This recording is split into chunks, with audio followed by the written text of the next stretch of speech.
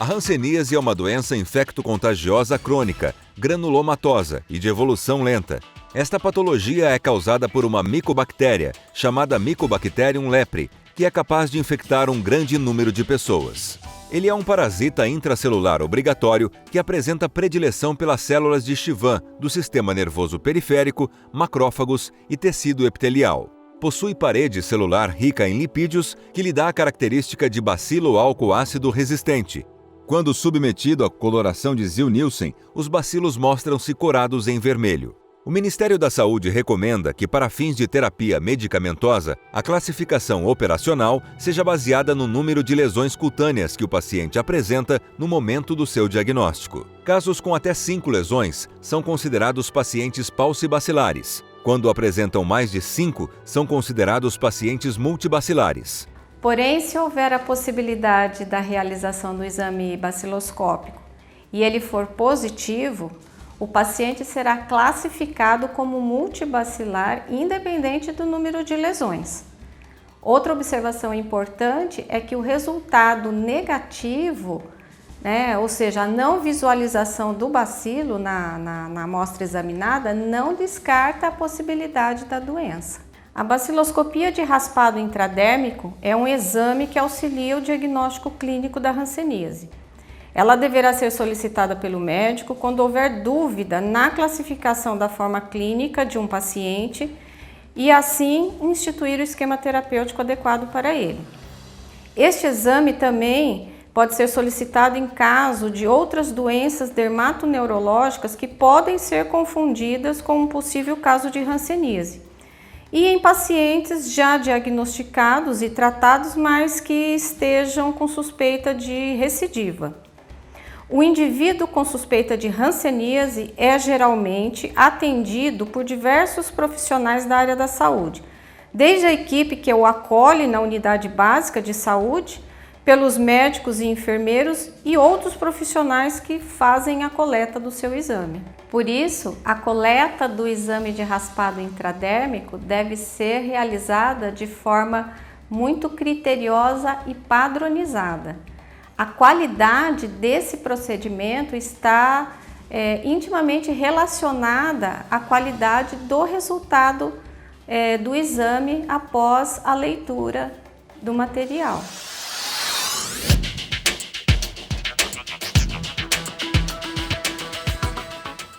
As lâminas de raspado intradérmico, coletadas para a realização da baciloscopia, deverão ser corretamente identificadas pelo profissional da saúde responsável pela coleta.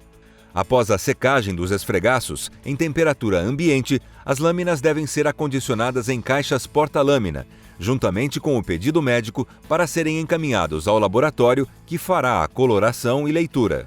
Caso o posto de coleta que realizou o exame disponha de um bico de Bunsen ou uma lamparina a álcool, a fixação do material coletado pode ser realizada no local, após a secagem dos esfregaços.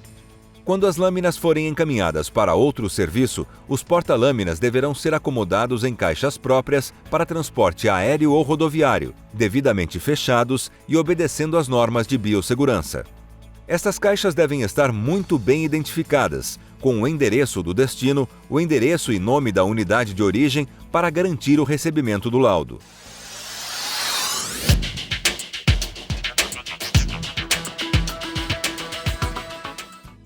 Na etapa de recepção e conferência, é importante que os profissionais de todos os setores laboratoriais, por onde circulam as lâminas, estejam devidamente protegidos com o uso de EPI, conforme recomendação das normas de biossegurança. Assim que as lâminas derem entrada no laboratório responsável pela realização do exame de baciloscopia, os profissionais de triagem deverão ficar atentos a alguns critérios. Conferência do nome do registro do paciente juntamente ao pedido médico, bem como a descrição dos locais de coleta, a data de coleta desta amostra e as condições de integridade das lâminas nesse momento. Quando as lâminas vierem de um serviço externo, ficar atento também ao endereço desta unidade e bem como o nome do médico que fez a solicitação para um posterior envio do laudo.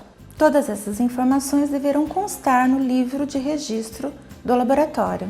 O Guia de Procedimentos Técnicos da Baciloscopia em Hanseníase do Ministério da Saúde orienta que a coleta seja realizada em 4 sítios: No entanto, no ambulatório do Instituto Lauro de Souza Lima, são coletados 6 sítios.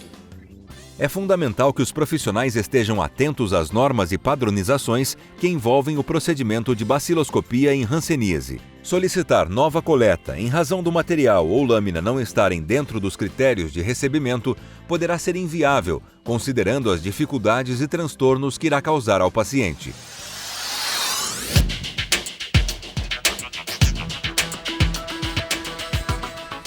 Após conferência e recebimento dos exames de baciloscopia no setor de triagem, as lâminas são encaminhadas à área técnica, onde são registradas em livro específico para o exame. Neste livro são anotadas informações como a identificação da lâmina, que pode ser um número ou iniciais do paciente, a data de entrada do exame no laboratório, o nome completo do paciente, seu número de registro na unidade de saúde requisitante, a procedência desse paciente, se ele é um paciente de ambulatório, de enfermaria ou um paciente externo, o nome do médico solicitante e a hipótese diagnóstica. Se houver outras informações, essas também poderão ser observadas, como por exemplo, se é um caso diagnóstico, se é um paciente tratado ou um paciente em tratamento, e ainda se houver a informação da forma clínica. O próximo passo é fazer uma avaliação macroscópica dos esfregaços, anotando-se o tamanho, a espessura, a homogeneidade e a presença ou não de sangue. Outra observação importante é verificar se todos os esfregaços foram colocados no mesmo lado da identificação da lâmina.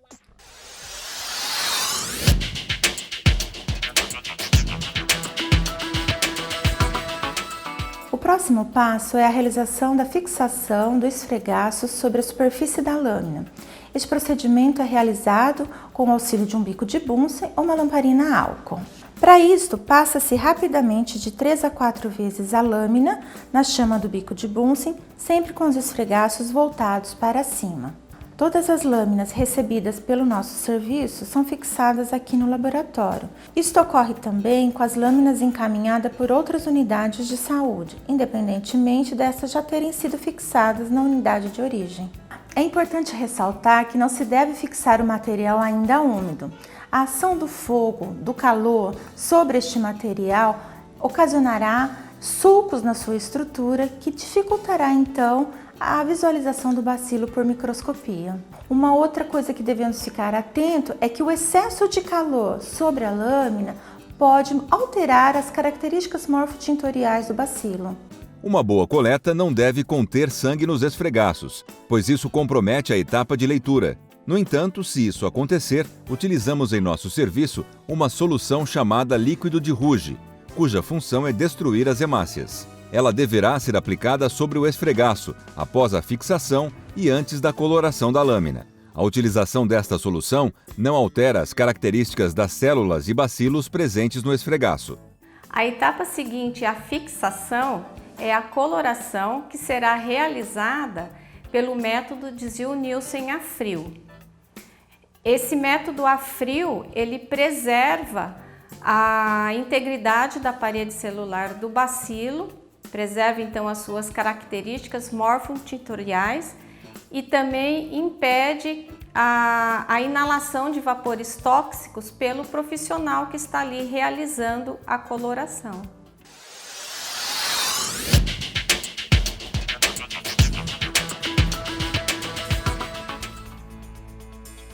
O procedimento de coloração deve seguir as seguintes etapas. Colocar as lâminas em suporte apropriado, separadamente uma da outra.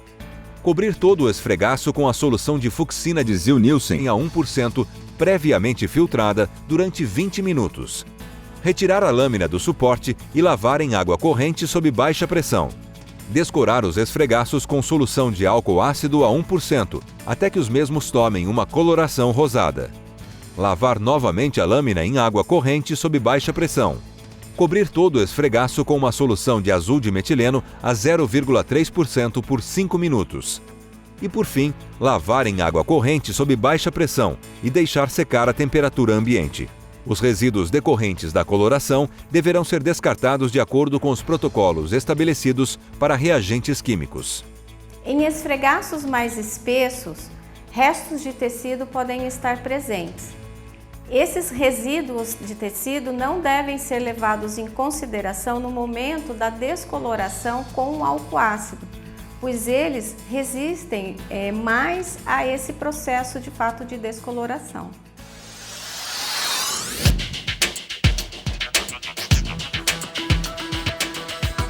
O próximo passo será a leitura da lâmina.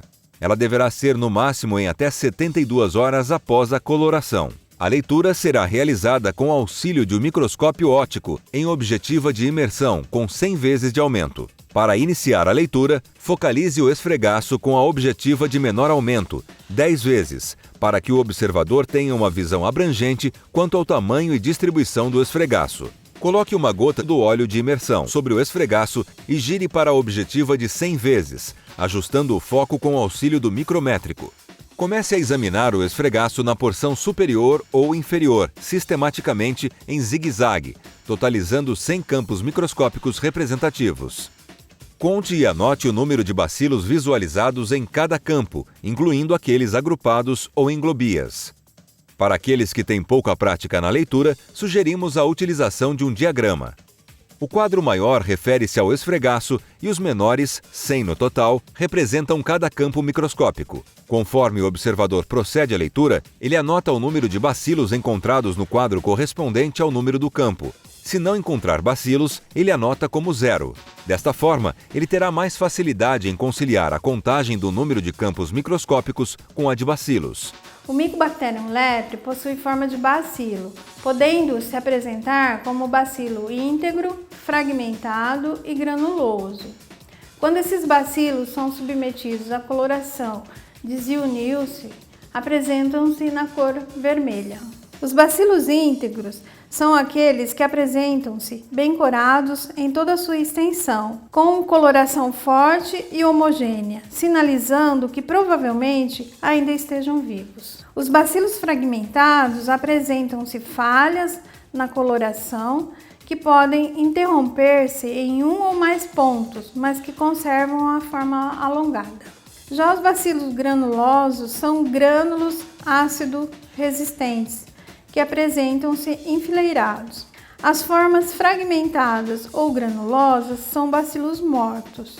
É importante lembrar que os bacilos podem apresentar-se com intensidade de coloração variáveis, e isto está relacionado com a forma do bacilo no momento, ou seja, se é um bacilo típico, fragmentado ou granuloso. As globias são agrupamentos densos e bem corados de bacilos, frequentemente observadas em esfregaços de pacientes multibacilíferos e não tratados. O seu tamanho é muito variável, pois depende da quantidade de bacilos que estão contidos em seu interior. Quando os bacilos se apresentam em globias, não é possível contá-los, porém é necessário se fazer uma estimativa para que o índice baciloscópico do esfregaço seja corretamente aplicado. Para diminuir essas discordâncias, o Guia de Procedimentos Técnicos da Baciloscopia do Ministério da Saúde sugere considerar uma globia grande aquela que pode conter cerca de 100 bacilos, a média 60, e uma pequena, aproximadamente 30. No entanto, é importante salientar que em um único campo microscópico é possível encontrarmos globias com diversos tamanhos, dificultando a aplicação desta padronização. Como exemplo, podemos citar os casos de pacientes altamente bacilíferos, onde é comum observarmos globias grandes com mais de 1000 bacilos. A partir do momento em que o paciente inicia o tratamento, essas estruturas tendem a ficar mais frouxas e com os bacilos mais soltos, possibilitando a visualização de sua morfologia. O importante é que o examinador seja capaz de estimar o número total de bacilos por campo microscópico, considerando aqueles individualizados, aglomerados e em globias. Após terminar a leitura, a objetiva deverá ser limpa com lenço de papel. Não utilize álcool, xilol ou qualquer outro solvente orgânico. A lâmina deverá ser colocada em posição vertical por alguns minutos, a fim de retirar o excesso do óleo de imersão. Não é recomendado o uso de papel absorvente ou gaze para retirar o óleo. O microscópio deverá ser mantido limpo, sem poeira e coberto com capa protetora. Todos esses cuidados são importantes para não comprometer o resultado do exame.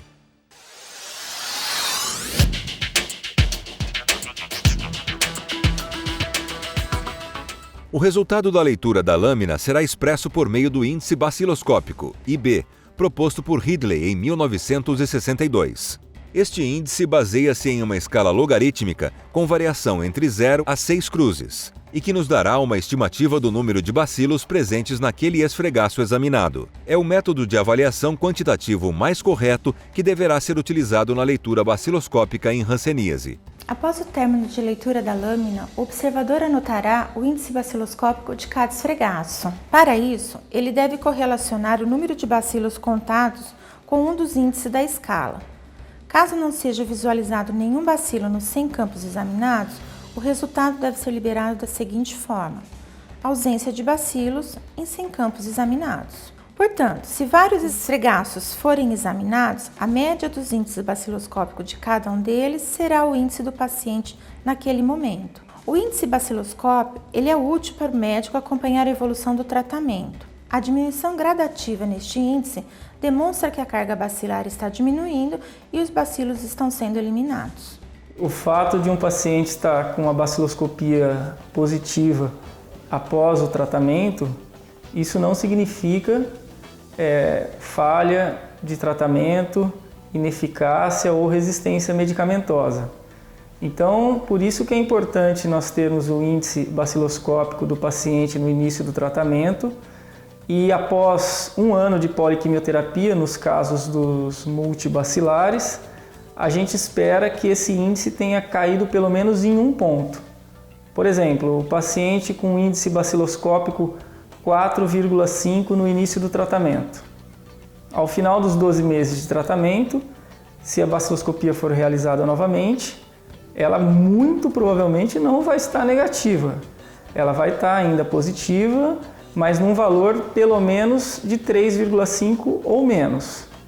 Se essa baciloscopia estiver ainda em valores próximos às iniciais, por exemplo, 4,5 nesse exemplo que eu citei, é necessário, eventualmente, 12 doses complementares do tratamento. Então, não necessariamente a baciloscopia vai se negativar em apenas 12 meses, dependendo do valor do índice baciloscópico do início do tratamento. O índice baciloscópico está sujeito a variáveis como profundidade de corte, quantidade de material raspado, tamanho e espessura do esfregaço e qualidade dos corantes, que dificultam a padronização e comprometem a confiabilidade do resultado. Pode ocorrer que, em um esfregaço, o material não tenha sido adequadamente distribuído na lâmina. Neste caso, recomenda-se que naqueles campos nos quais o observador não visualizar material, células epiteliais, macrófagos e bacilos não devem ser incluídos na contagem total dos 100 campos microscópicos.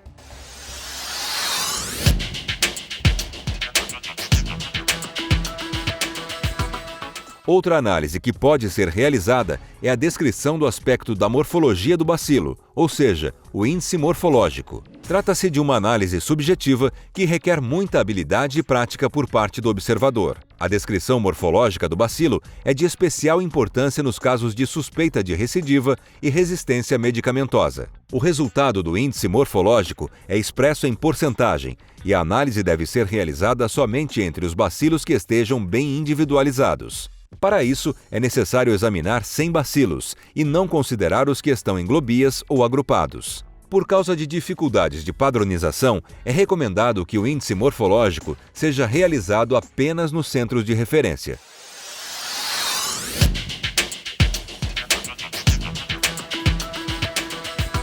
O resultado deverá ser apresentado de acordo com a escala de Ridley. Quando necessário, relatar as observações comentadas anteriormente referentes à não conformidade da lâmina. Deverá ser liberado o índice baciloscópico correspondente a cada esfregaço e o índice baciloscópico do paciente, ou seja, as médias dos IBs.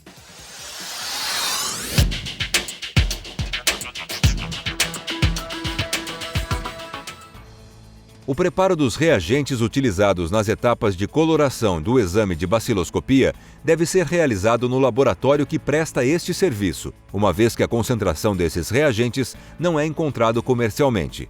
O Mycobacterium lepre é menos álcool ácido resistente que o Mycobacterium tuberculosis, por isso ele se descora mais facilmente. Esta coloração é feita com fucsina básica em pó, álcool etílico PA, fenol, água destilada autoclavada, ácido clorídrico PA e azul de metileno. Todos os volumes dos reagentes que serão preparados foram previamente medidos com o auxílio de proveta e pipeta volumétrica graduada. Fucsina fenicada de Zil-Nielsen a 1%. Pegue 10 gramas de pó de fucsina básica. Dissolva em 100 ml de álcool etílico. Adicione 50 ml de fenol, previamente derretido com auxílio de um banho-maria.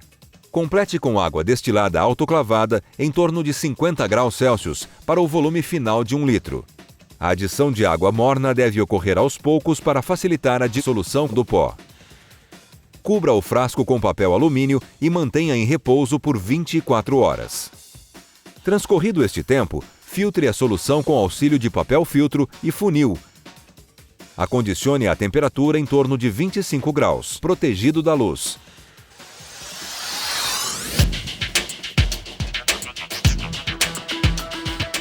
Preparo do álcool ácido a 1%.